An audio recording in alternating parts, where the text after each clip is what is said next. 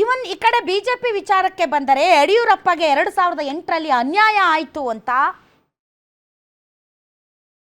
ಬಿಜೆಪಿಗೆ ಶಿಫ್ಟ್ ಆಯಿತು ಒಂದು ದೊಡ್ಡ ಸಮುದಾಯ, ಲಿಂಗಾಯತ ಸಮುದಾಯ.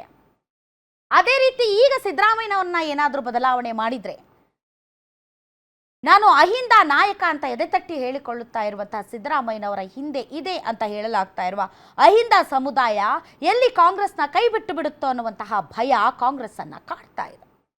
ಹಾಗಾಗಿನೇ ಹೈಕಮಾಂಡ್ ಒಂದು ಗಟ್ಟಿಯಾದಂತಹ ನಿರ್ಧಾರವನ್ನು ತೆಗೆದುಕೊಳ್ಳುವುದಕ್ಕೆ ಹಿಂದೇಟು ಹಾಕ್ತಾ ಇದೆ. ಆದರೆ ಕೇವಲ ಸಿದ್ದರಾಮಯ್ಯನವರು ಮಾತ್ರ ಅಲ್ಲ, ಡಿ.ಕೆ. ಶಿವಕುಮಾರ್ ಅವರು ಕೂಡ ಕಾಂಗ್ರೆಸ್ನ ತತ್ವ ಸಿದ್ಧಾಂತಗಳಾಗಿರ್ಬೋದು ಅಥವಾ ಕಾಂಗ್ರೆಸ್ಗೆ ಸಾಂಪ್ರದಾಯಿಕವಾಗಿ ಬರ್ತಾ ಇರುವಂತಹ ಮತಗಳಾಗಿರ್ಬೋದು, ಆ ಮತಗಳನ್ನು ಒಟ್ಟಿಗೆ ಕೊಂಡೊಯ್ಯುವ ನಿಟ್ಟಿನಲ್ಲಿ ಒಳ್ಳೆಯ ನಾಯಕತ್ವದ ಲಕ್ಷಣವನ್ನು ತೋರಿಸ್ತಾ ಇದ್ದಾರೆ. ಹಾಗಾಗಿ ಈ ವಿಚಾರದಲ್ಲಿ ಅಷ್ಟು ದೊಡ್ಡ ಪರಿಣಾಮ ಬೀರಲಿಕ್ಕಿಲ್ಲ.